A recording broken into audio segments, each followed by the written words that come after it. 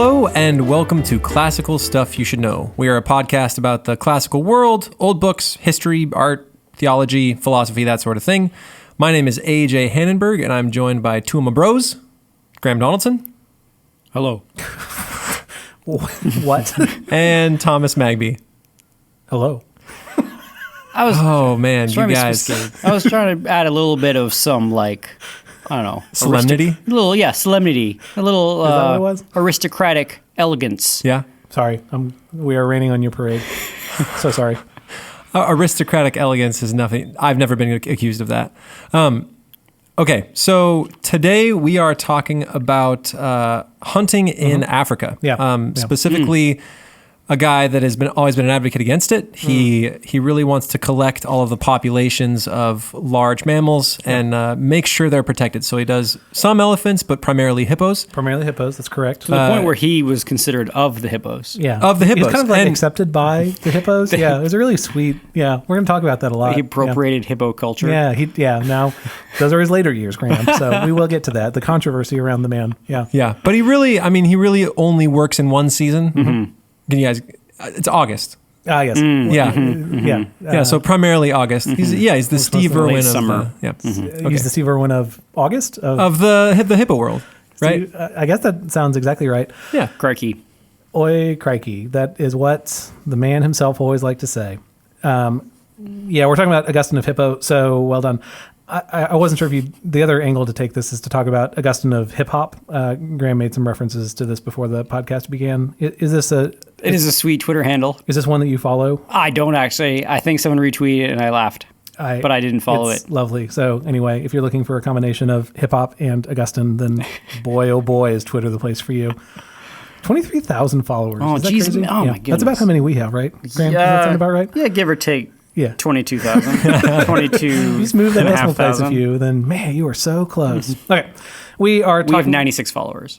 Is that why do you know I that? think it's something like Why that. do you know that number? It's around there. It's probably even less than that. That's like when you're like, I don't know really how many yards I rushed for in high school. It was 1,198. Yeah, approximately, maybe. I couldn't really say. So it turns out when I was on Augustine of Hippo's Twitter page, I was actually logged in as classical stuff. So should I like all of their tweets? Is that a thing I should do? Sure. Okay, great. I'm going to go ahead and do that. Get some pity followers. I'm sorry. By liking people, I get pity followers?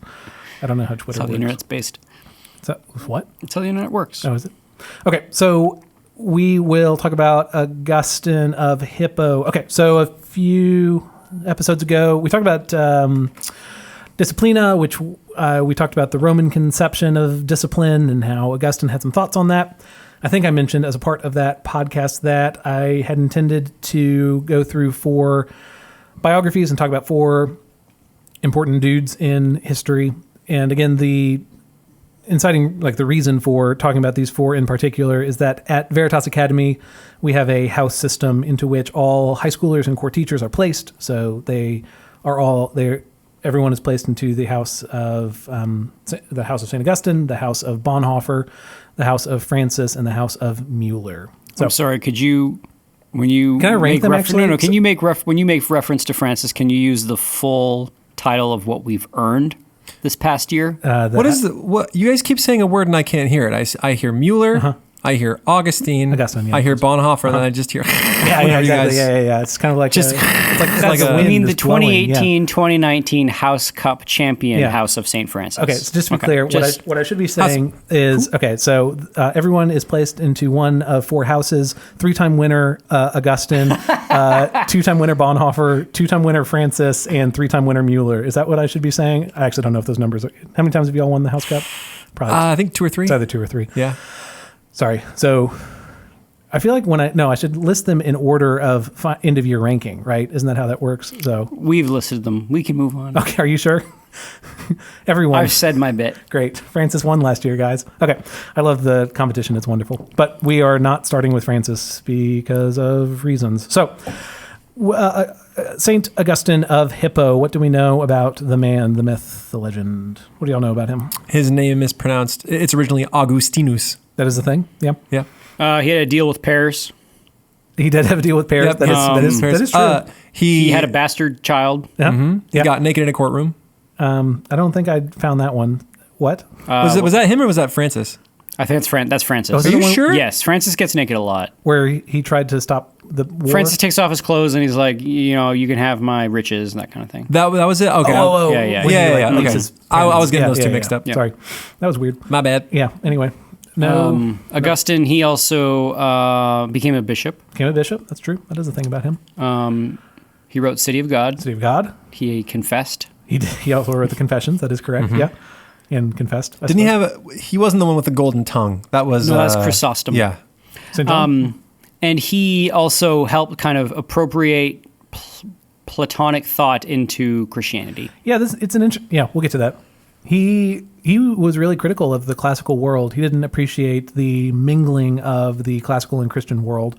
So a perfect fit for a Classical That's stuff. what I a love. classical That, so Christian. we have him as one of our like patron dudes Yeah. of our houses, but I don't think he would agree with our project. Like he would have serious reservation. So No, he would agree with our project in terms of the medieval version of classical he education. liked classical education, but had problem with like the wholehearted acceptance of the classical world. Yeah. and was highly critical of the classical world. That's all I'm trying to say with that. Yeah, he would have lots of questions. I guess I never met the guy. I wouldn't really know.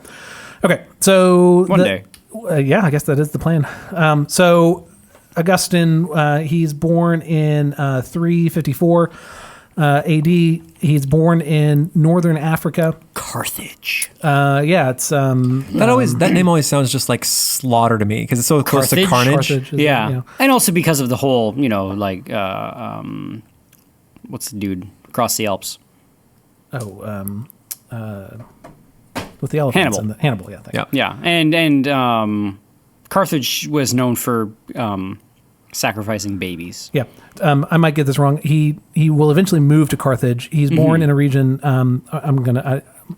Is it like Algeria? Yeah, Like that? Algeria. It's modern day Algeria. So I think the running thing is how bad my pronunciations are. Thagaste.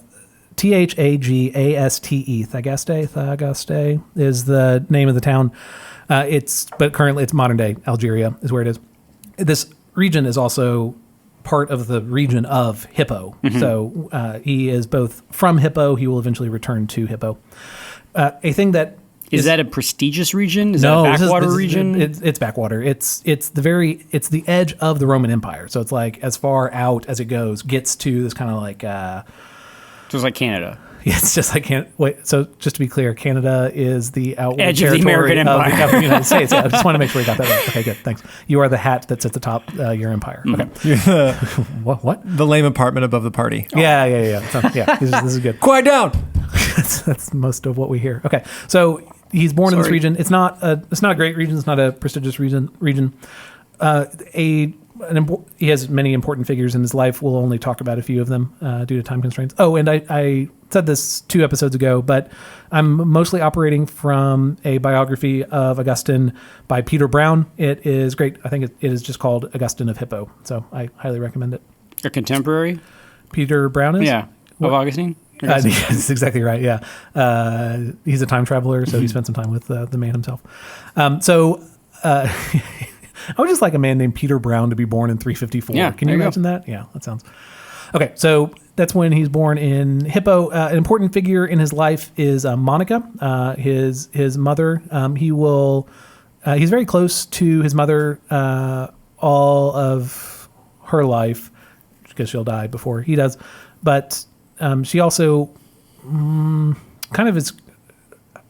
It's hard to read the account of Monica and Augustine because she can come across as controlling, manipulative, coercive, all these negative words.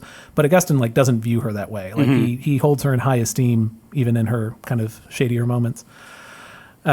Important things to know about him is that he had a lover for 15 years. So I think it started around, I think it was from when he was 17, and then that would make it till 32, I think is how that works.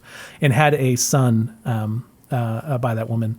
I don't believe we know who she was or what her name was. Augustine will not recount this. Clarice of Hippo. Clarice. I don't like that. We've got Hannibal. We've got Clarice. What's going on? Yeah, seriously, what's going on there? I just watched Silence of the Lambs again recently. Is it age well? Yeah, I mean, it's a super bummer, and anyway, it's a good movie. I mean, it's a horrible movie. It has bad things in it. Don't watch it. Augustine's son, Adeodatus, Adeodatus, Adeodatus, will live until about 17, if I'm reading my numbers correctly. So he lives until about the age when Augustine had him, so about 17 years old, and then will die. My understanding is we don't know the cause of his death, but listenership, poor guy. please, pass that along.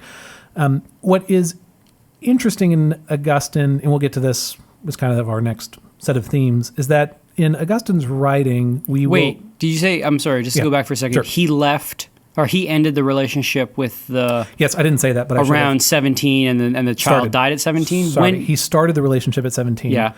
Him and the lover were together for 15 years. Do you know when they had the child? Did the must death of the been- child end the relationship? Must I guess not. No, The time doesn't add up. I don't think so. Anyway. Oh, so sorry. That would be 354 plus 17 is 371, and Adeodatus will die in 388. Okay. So Okay. I'm sure I'm getting my numbers wrong in there, but there's some difference. So sorry, the reason the relationship is ended is because Monica wanted to set Augustine up with an appropriate, suitable marriage, and so will encourage Augustine to end that relationship and kind of just drop this person who he's been with again for 15 years, long-term relationship, for the purpose of entering into a relationship essentially for status and money. So continue his career. And Yes, that kind exactly. Of thing. Yeah, and that's what Monica wants for Augustine. That arranged marriage will not happen. So instead, Augustine will end up becoming a priest and will remain celibate after all of this. So he has this 15-year kind of scandalous thing happening. Maybe not scandalous because he's not married. Peter Brown makes it sound like it's a very normal social arrangement that Augustine had. Yeah. For again, early in his life.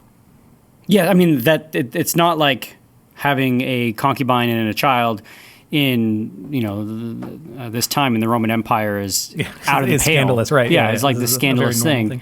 But so I mean, and this is again when Christianity comes on the scene and has its precepts towards marriage and talks about the sanctity of this and also the relationship between husband loving their wives, wives submitting to husbands, it is maybe to our modern ears seems a little like old-fashioned and regressive in to some modern ears, but to the ancient world, it is a pretty transgressive is the wrong word, but it's a pretty paradigm busting stance on these kinds of relationships because being with somebody, having a child, and then casting them off to go off and be married for some sort of political gain was a pretty common thing. Right. And sort of status and name and family name and reputation are everything, and marriage was the thing that helped solidify this. So it wouldn't have been. So it's kind of like a raw deal for the concubine. Right. But. And that's, anyway, so that's just other podcasts altogether. But also weird in that sense of not even being brought up by name, not going more into that. So part of what I like about Augustine and in getting to know him through his thought is that I am not calling him Saint Augustine, maybe I should, but when I think of like saints or holy people, I think of people who are totally unlike me, or people who they were perfect from day one and they lived in sinlessness and then died perfect. It makes me uncomfortable when you talk about me on the podcast. Yeah, I'm sorry. Yeah. What I meant to say is Saint A.J. Hannenberg. Now, I don't think you can be sainted before you die, but then they met A.J. Hannenberg. Yeah, yeah. How do you pronounce that word? Beatified? Beatified, or the beatific vision of God at 6 years old and then never sinned again. Yeah. And you're like, all right, well, I can't relate to that. But that's not the story of Augustine, a guy who will eventually become sainted, who will eventually look back to and revere, had this very normal relationship with a concubine, had a kid out of wedlock, ascribed to heresies, which we'll get to in a second, and was horrible to up and rising members of the Catholic Church. That's later in life, which we might get to. He messed up in all these significant ways, but still succeeded in sainthood, still succeeded in finding some sort of holiness. So I find deep hope in his story, and I guess that's what we'll get to eventually. Okay, so let's get on to heresies. So, because all I ever want to talk about. Okay, so We've been down this road. Yeah, a couple of times. Well, part of what I didn't realize is how many of these are just tied into the life of Augustine. So our first of 3 heresies that we will talk about right now is Manichaeism. What do you all remember about Manichaeism? What is Manichaeism? Oh gosh, it's been so screw long. the Old Testament. Sure, that's good. Is that it? Well, also, I mean, screw most of like the Bible when you get down to it. So full on Manichaeism will have these like really what the important part is that there's this battle between good and evil. Good and evil are 2 equal and opposite forces, and they just kind of go back and forth. So that's Manichaeism. You also get it like it's essentially it will be tied to Christianity, but it doesn't like you don't get Manichaeism from. So it's the this Bible. epic struggle of almost this yin yang kind of thing, like this epic struggle of good versus evil, and good just needs like 2 more levels of power in order for the.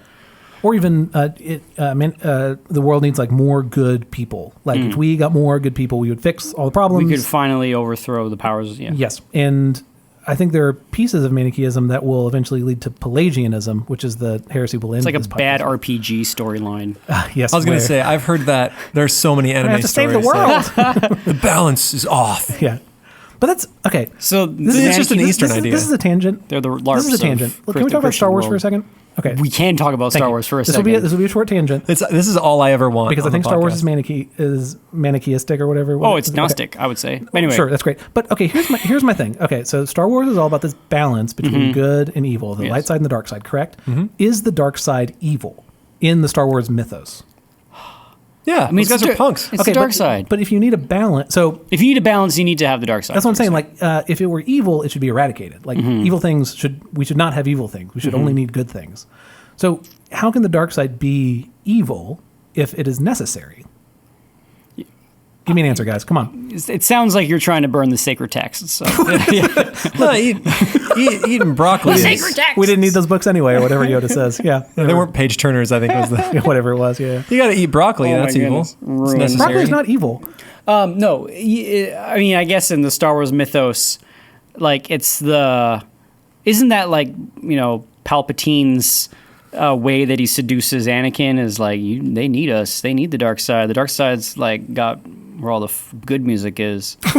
Is Like how it's like modern conceptions of hell. Like, why do I want to go to heaven? All the party's going to be hell. Have I ever told you the story of Darth Pelagius the Wise, right? Like, Thank you. Yeah. That's, so, I mean, it's, that's I feel like we just found our first classical stuff shirt. Like, Darth have I Pelagius- only told you the story of Darth Pelagius? No, that's what what's his face says. So you're right. I think Star Wars does have a Manichae heresy to it in that it needs this balance, in that it's sort of Eastern in its sense. So that there's the yin yang, the balance of between these forces, and then there's some sort of the teleology is that there's some sort of end game where there's a balance, and then within that balance we have some sort of like greater state that we achieve.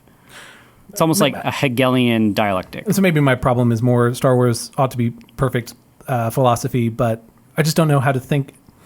Yeah, if a thing is necessary, it shouldn't be evil. Like the world is possible. Well, I mean, this is the Or it's just a Christian different worldview. theological principle, which is that evil is a twisting of good. Evil is as opposed to a thing in and of itself. And that's what the Manichaees don't believe. The Manichaees believe that there are things that are evil that exist in and of themselves as evil. Yes. Whereas Orthodox Christianity would say, no, anything that exists that we would call evil is a twisting of good. You should go back. Is that we talked about this on the podcast, the introduction Lost. to Paradise Lost. Theology And are Month, those Augustinian theological principles? I think they are. Yeah, I mean, Yeah. yes, he is fun. So this fits in very nicely with the Republic being our last episode. So we're early on in Augustine's life. He likes the Manichae worldview. He will eventually very much like the Platonic worldview also. It's very romantic, right? Yeah. Good versus evil. Yeah, but the only piece of poetry we have of his, I don't have the line in front of me, sorry, is some form of saying, like, God made the world good. So he works from a place of saying equal of good and evil to a Platonic, to say the spirit is superior to the body, a very typical classical Platonic view, to eventually saying God actually made this world good and this is a place for us to enjoy and receive as a gift. So it takes him a long time, but he reaches that point. And again, that's what I like about the guy. Like, he gets lots of stuff wrong for a long time before ending up in a good place.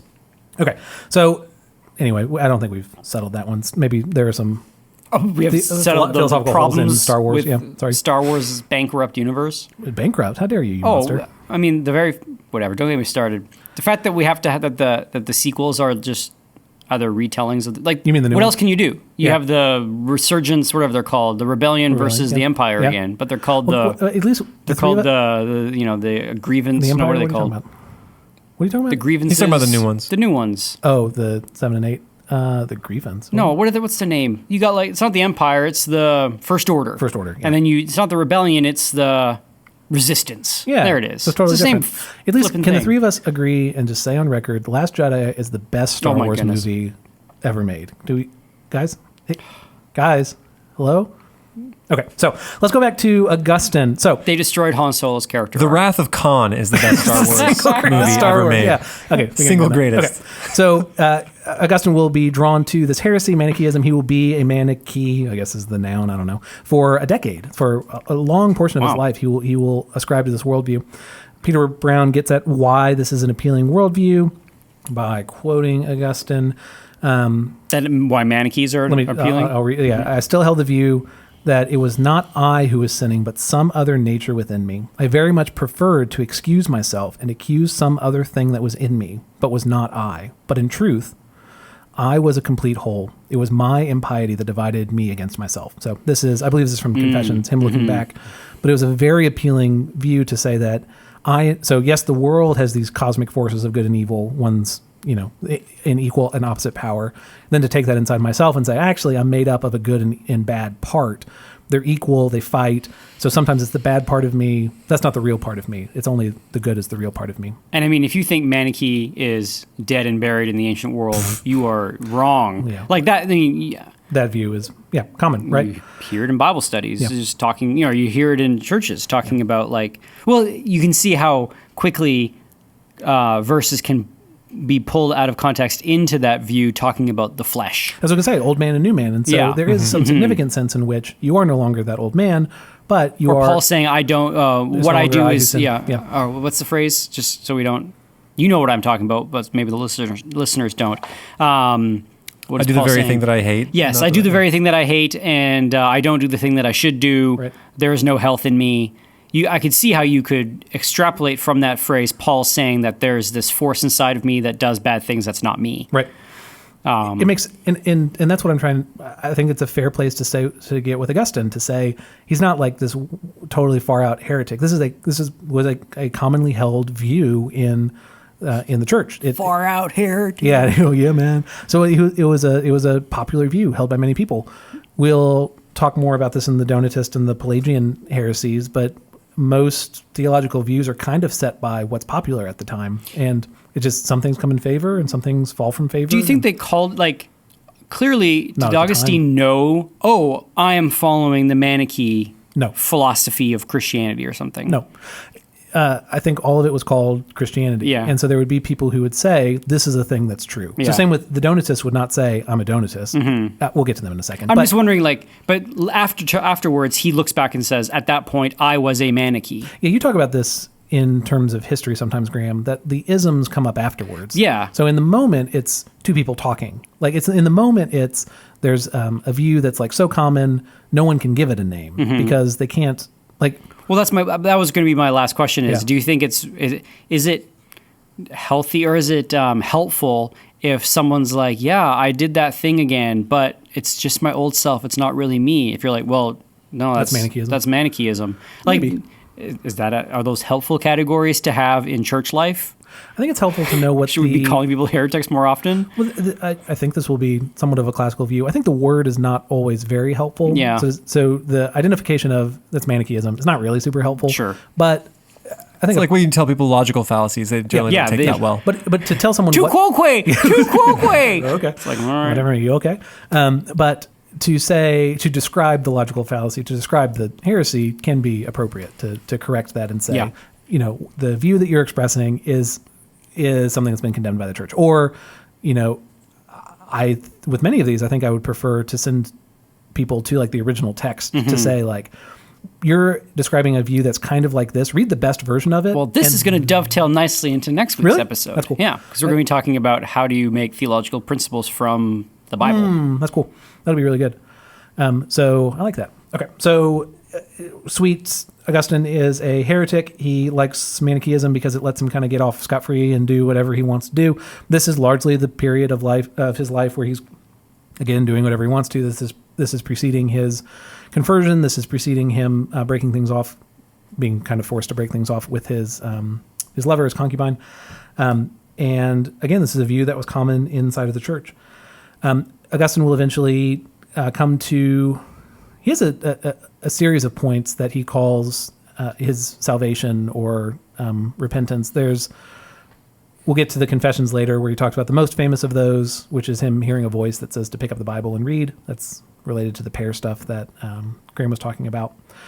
But one of the earlier ones is essentially, I think I would call it a conversion from Manichaeism to Platonism. So to say that these forces are not equal, but there are spiritual truths, and the spirit is superior to the body, and the best form of understanding the spirit is Christianity. That's kind of his first transition, like his first theological change. It's not a perfect theology, but neither is mine. Okay, so he will eventually be baptized, and I have that written down somewhere. So in this time, Graham mentioned Carthage. He will travel a lot: Carthage, Milan, Rome. He goes to big cities, and this is Monica wanting to set up for him a really successful career, and he hates it. He'll eventually call it an empty career. I think I have that quote somewhere later. I'll get that to you in a second. And it was a career in public speaking, rhetoric, teaching. Rhetoric, yep. So he vaguely maybe political. It was more teaching. So there's a story of him in Rome. I think AJ might have talked about this before. That the old way that teachers got paid is that students would pay them for the course or the class. And so the way Augustine's classes were structured is that he would teach them for whatever the term was and then get paid on the last day. Well, the first time he goes up there, teaches this class the whole time, no one shows up on the last day to pay him. So he ends. What? Yeah, so he ends poor. He ends with no money to reflect all the time he put into that. And so he gets really bummed out by this. Could have seen that coming. Yeah, I mean, but Veritas pays you guys May 29th, right? Yeah, exactly. Yeah. One lump sum. Yeah, is that not how everyone is? Yeah, that's totally what it is for me. And it's go crazy. Okay, so it's all boarded up when you come to school that day. Oh, come on. And they open up the next day. Yeah. Okay. So this is him reflecting on his time in Milan. His career in Milan had been a puffed up occupation, but it was easy for the life of an African bishop also to be to live a puffed up existence anyway. He's making a comparison. But okay. So he didn't like Milan. He will eventually move back to the same region, Hippo, and I guess we'll talk about his becoming a priest. So Augustine did not want to have a religious vocation. He wanted to teach originally, had some kind of again, Monica was interested in him pursuing kind of like a political life. That was like a prestigious life. It's all moms do. Yeah, exactly. He just want to take care of her kid. Don't blame her. And he goes to a church in Numidia, which is near. It's about 60 miles away from, or I guess Numidia is the same region as where he was born, but anyway, he's still in Hippo. He goes to a church in northern Africa. He's, if I'm not mistaken, he's there to hear. He's in the town to hang out with a friend. He wants to go hear a bishop speak, and the bishop talks about how there is an urgent need for priests in this region of Hippo. And the crowd kind of knows who this Augustine guy is, and they start turning around to look at him, and they push him to the front of the church, and they ordain him. Make this guy priest. Yeah, he's he just gets pushed to be pushed to the front, and he is made a priest. And Bam. He starts crying, and because he's now a priest, which he didn't want to be, and he has to be celibate, which. That funny quote of "Lord, make me celibate, but not now." Anyway, that's Augustine. So he's lovely. I love him. It's so much. wait, did he write that? Yeah. Lord, make me celibate, but not yet. Yeah. Anyway, that's my boy. Okay. So God was like, "All right, now's the time. Today Yeah, has let's make come. this happen. We're just going to push him to the front." Yeah. So he is forced into it. He starts crying. People Peter Brown records that people thought he was crying because they didn't make him like a higher position. They didn't make him bishop immediately. They only made him a priest, which is not why he's crying. He is crying because he's being made a priest. I just think that's really lovely. Okay. And he's also a priest in this backwater region of Hippo. So that's another thing. He had wanted to go to Milan, and again, Milan, Rome, like the bigger cities, to make something of himself. This is from Peter Brown, and I thought it was a lovely... Oh, is this not the right quote? I was going to say it's a lovely quote and then read the wrong quote. That would have been a wonderful moment. So Augustine is part of a group of friends. Augustine, again, goes to Hippo. Some of his other friends go to Hippo. Some of his friends go to Rome. And this is Peter Brown reflecting on this. So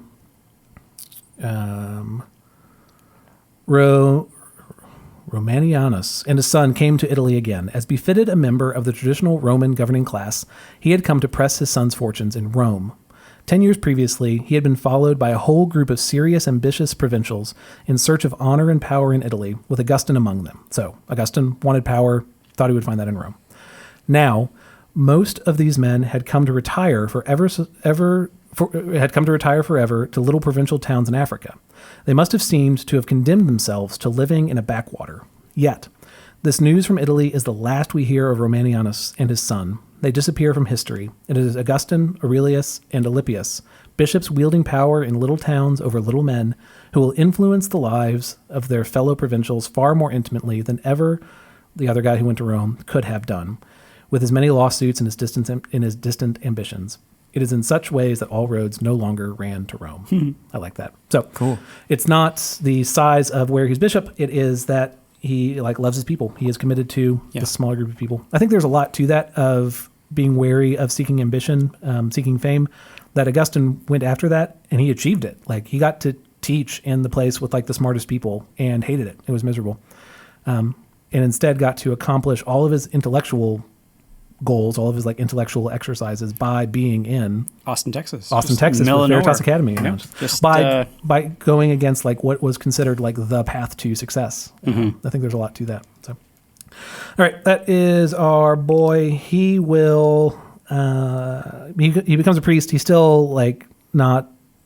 Again, he's more Platonic than he is like Christian at this point, and he will eventually be upset with himself for following Platonism for so long. I'm flipping to a quote. It's in the Confessions, and it's just basically him saying that he grieves that he did not come to it sooner. I won't read it.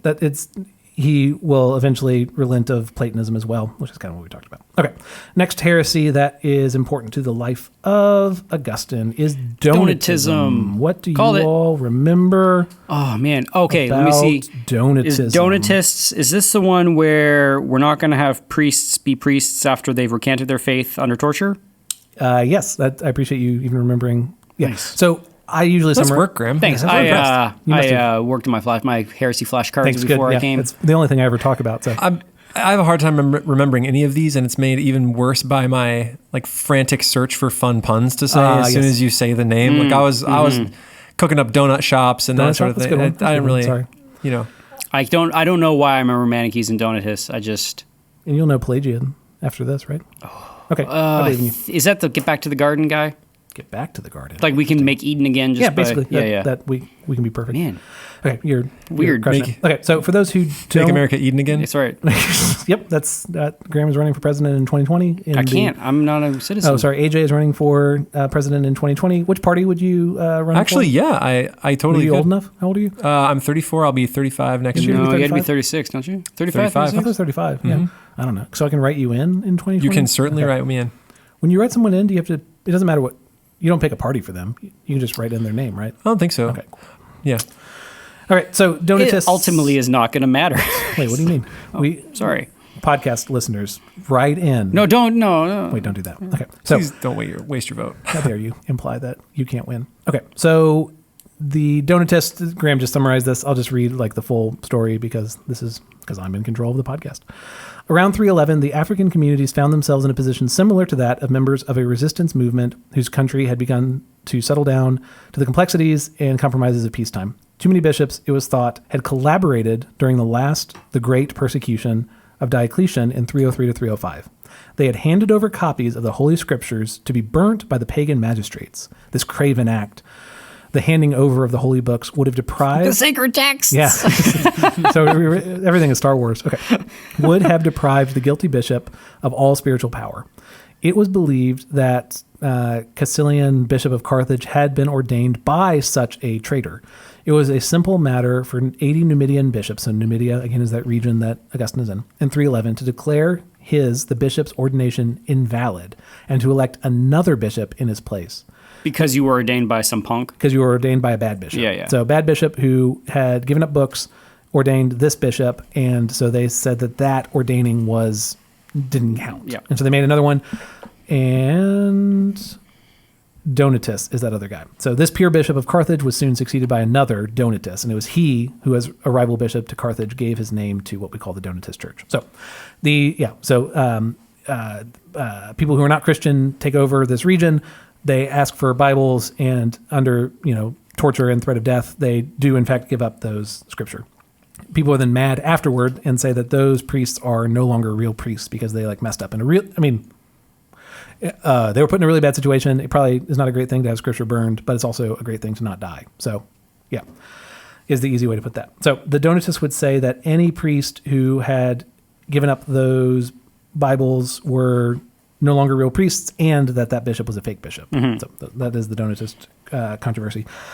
Augustine does not give in to this controversy. He will indeed fight it. He, in a number of times, will debate members of that opposing view. And there's something about that I really like, that there's no view that he was dismissive of, or we don't have recordings of that, but views that he would wildly disagree with, he would still engage with, and they would find their points of agreement. Again, he's mostly debating with Christians, so finding that agreeing on Scripture being foundation of a worldview, and then getting as far into agreement as possible. But was willing to engage in those conversations.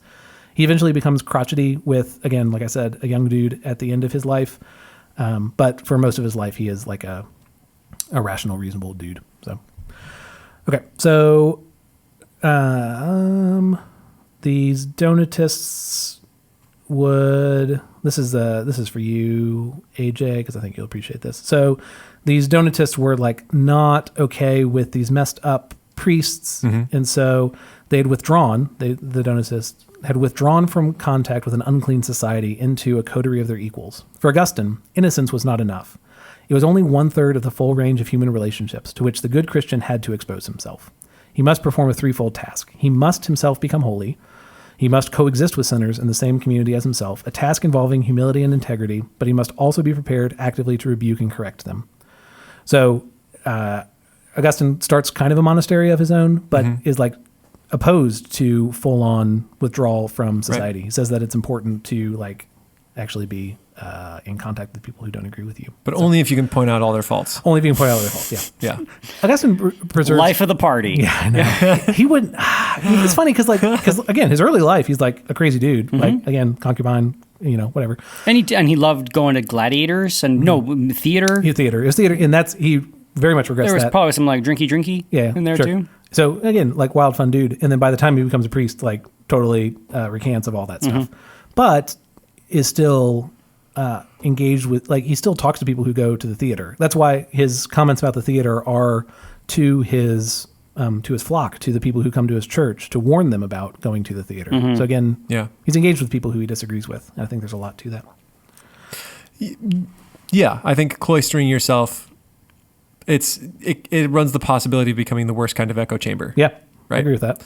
And as those views slowly shift, you can get some really weird stuff going on. Yeah. So I agree with all that. I think that's why it's important for the medievals that they had a set rule that didn't shift and sure, wasn't up for debate. Yeah.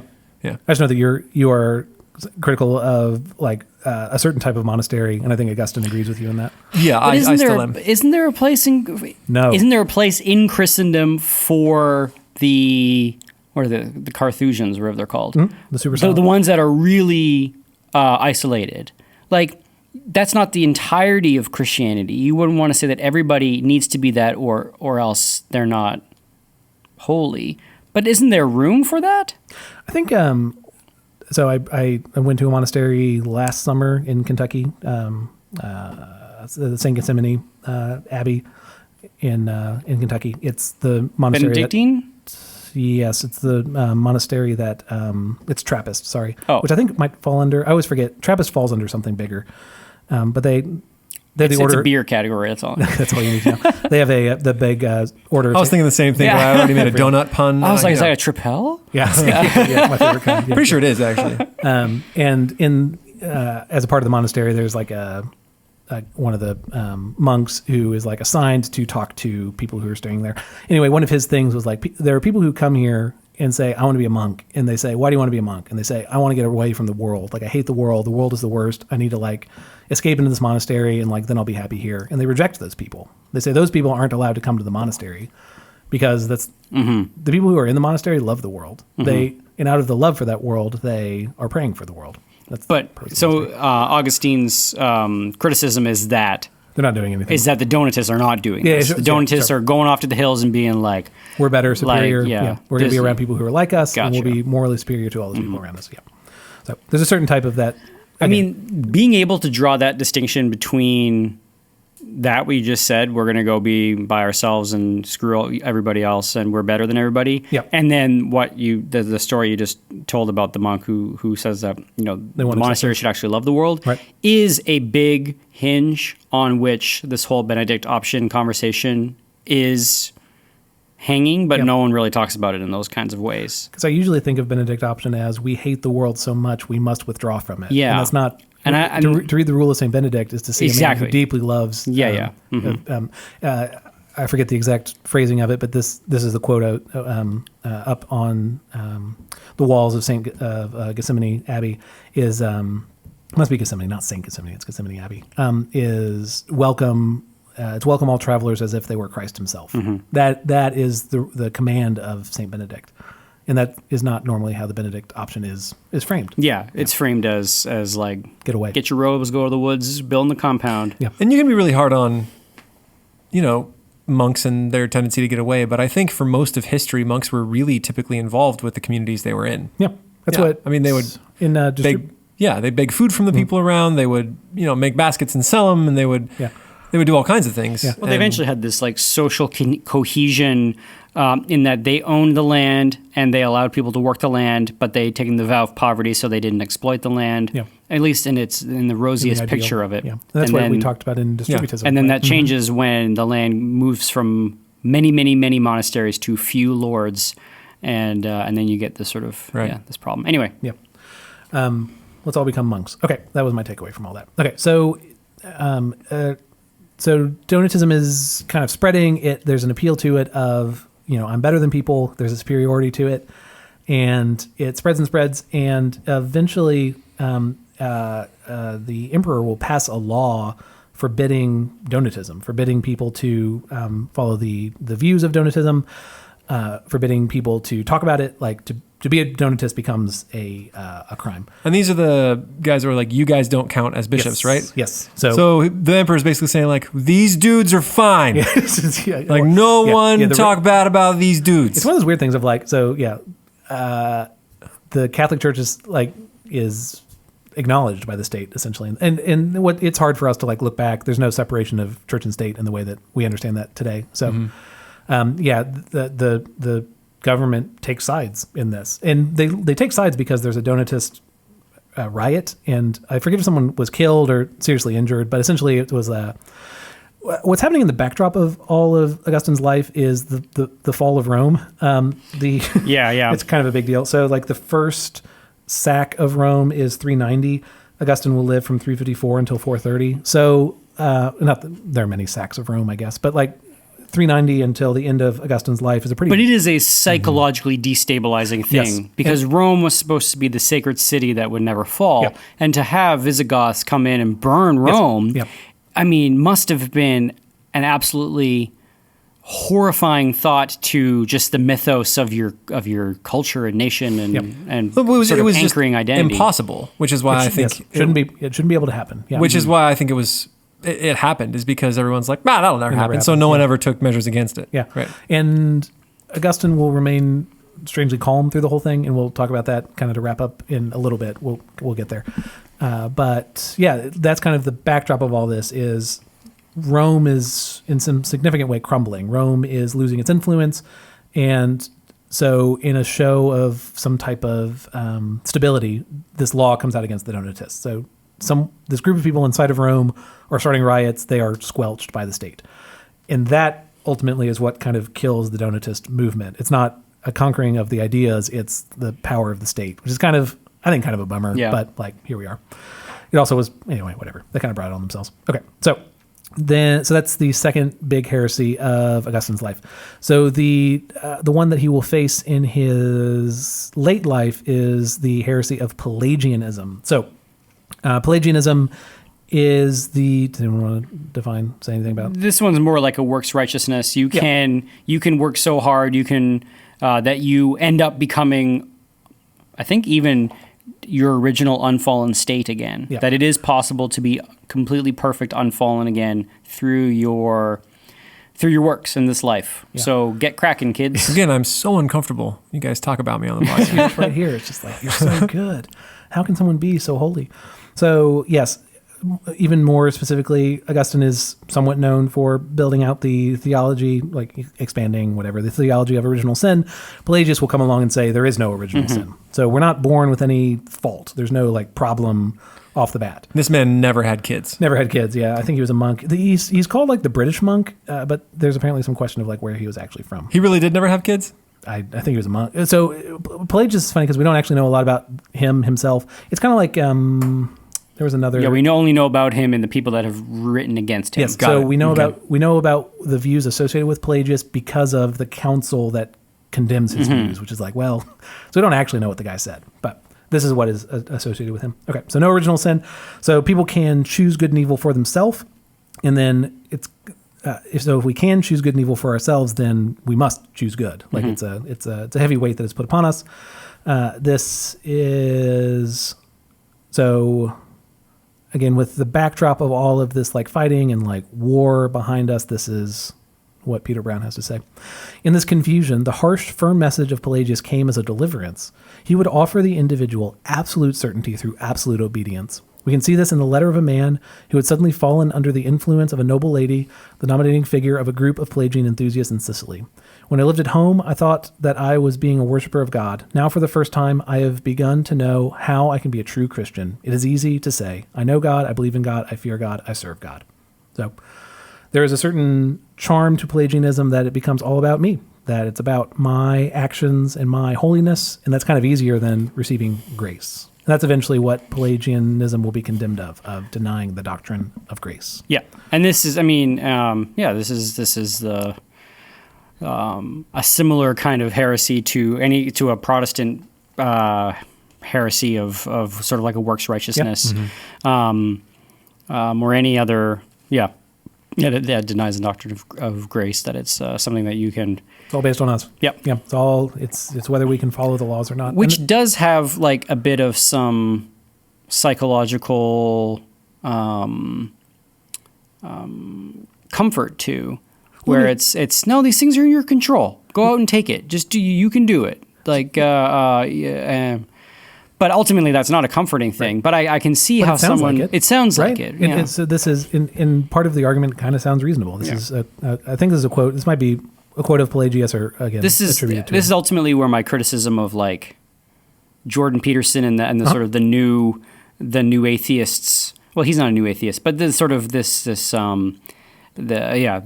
wave of re-looking at these ancient texts as just things to inspire you towards. Yeah.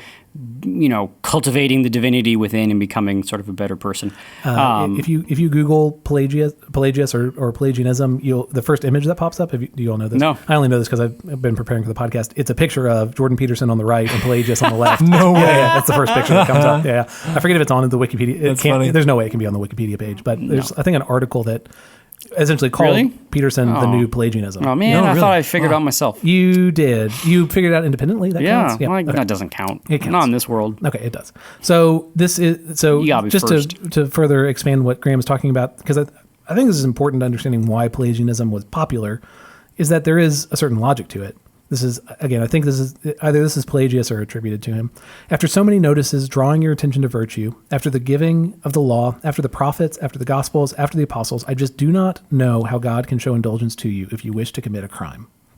And there's something to that where it's like, well, yeah, like you give us a set of laws, you expect people to follow those laws. I mean, it's a wrong view, but I understand. Yeah. I can see in that why it was appealing. Okay, so well, it almost feels shoulder like your responsibility. Yeah, it feels like a good old American. Like you can do it if you put your mind to it, right? Yeah. Take responsibility for your actions. Tie your shoelaces, get up in the morning, and go and chop some wood, right? Yeah. It's very much a you based thing. Yeah.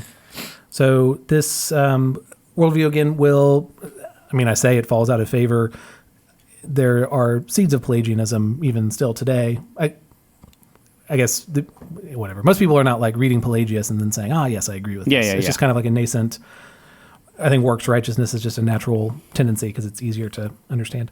So in some ways it is, Augustine will fight against Pelagius. This worldview will eventually be condemned by a council, and so it's kind of, I guess, defeated in that way.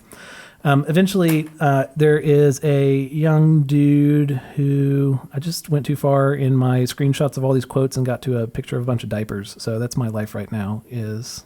I have a kid. Y'all know that. No, the question is why you're taking pictures of diapers. I was shocked by how an entire closet is just like the top of one of our entire closets is just covered. It was just like filled with diapers. I mean, you can throw them away. New ones. Why would I throw away what? Oh, so yes. Just to be clear, I keep all the old ones because I'm just going to miss this time in his life. Sorry, what? First time father. Yeah, sorry.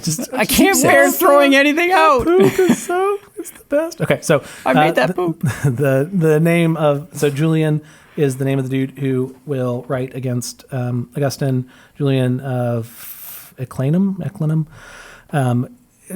Augustine will shoot him down by essentially insulting him. It's kind of a bummer to read the back and forth between them. Augustine will die before finishing his final letter, which is just essentially vitriol against Julian. Is Julian the young upstart? Yeah, Julian's the young upstart. So it's kind of a bummer. And he's a Donatist? No, he's not a Donatist. Peter Brown makes reference to him as like being 100 years too early. Like he does have like decent theology, but he comes at it by saying Augustine is wrong instead of saying, I think this thing is true. And so Augustine takes that attack poorly, and he's a crotchety old man, so that happens. Okay, so toward the end of his life, there's a 390 is the date that I said before. That's like a big deal, sack of Rome.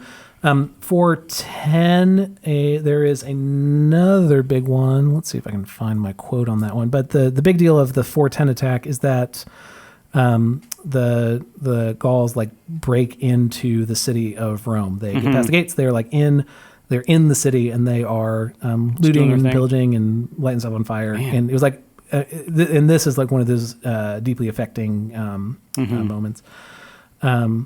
But Augustine, through the whole thing, stays pretty calm.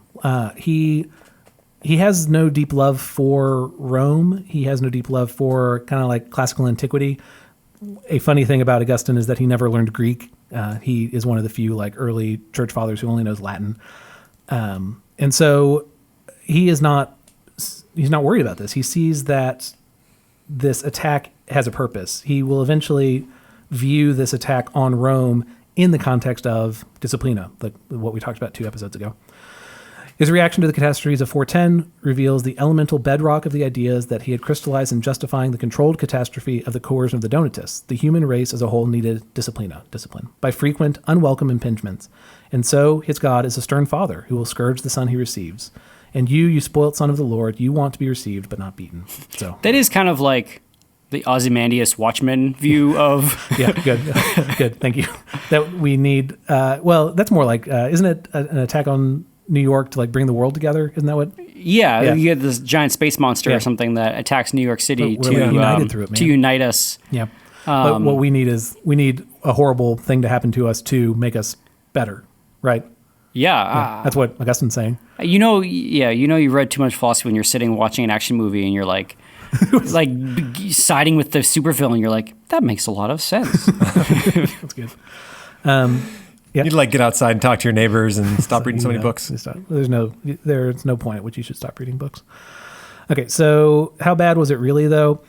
This is a account from someone at the time. The man of God, this is, I forget if this is, so there's a dude who wrote Augustine's biography like right after he died, and I don't know if this comes from that. The man of God saw whole cities sacked, country villas razed, their owners killed or scattered as refugees, the churches deprived of their bishops and clergy, and the holy virgins and ascetics dispersed. Some tortured to death, some killed outright, others as prisoners reduced to losing their integrity in soul and body to serve an evil and brutal enemy. The hymns of God and praises in the churches had come to a stop in many places. The church buildings were burnt to the ground. The sacrifices of God could no longer be celebrated in their proper place, and the divine sacraments were either not sought, or when sought, no one could be found to give them. And that is, and as where was there? And as Rome, I guess, as Hippo is essentially falling to these like outside attackers as outside force, Augustine is he's not killed by them, so he's protected in that degree. But he is watching. Well, because he's also in Hippo. He's not in Rome. Correct, but I'm saying by him being on the outside of the empire, he's like seeing it firsthand. He's seeing essentially all of the cities that he had built up, all the churches he had built up, burned to the ground, destroyed. His entire life's work is destroyed before him as he is an old man. He is eventually put on bed rest, and his works survive, his library survives, but everything he'd built his life around is destroyed. And he sees, I believe the council that condemned Pelagianism came after his death. So what he died thinking that this heresy was going to continue spreading in the church, that this young Julian would malign him and tear down his works. And again, all the churches he had built put to the torch, put to fire. And that's the life of Augustine. That's how that ends. But I don't associate him with someone who is like despondent and in despair at the end of his life. He's not. Because I mean, when you read City of God, it's not this. Oh, the world's gonna burn. Let's all go to heaven. It's no. These things are interwoven with each other, and God's providence is nevertheless. And I think that's the significance of him seeing that the push of the barbarians into Rome as discipline, not as the end of the world, not as pure destruction, not as any like cataclysmic event, but as a discipline for the children of God, in which God is still sovereign, in control of the entire thing. Well, it implies a future. Yeah, but but like even so, again, in reading this biography, Augustine's life is largely defined by these three heresies that he's fighting his entire life. It sounds so much harder to be a Christian in that time. Like these heresies spread throughout the entire church and then died quickly to be picked up then by another heresy spread throughout the church. Like Augustine does not get this sweet time of everything's perfect and everyone believes the right thing. He was constantly fighting for true belief.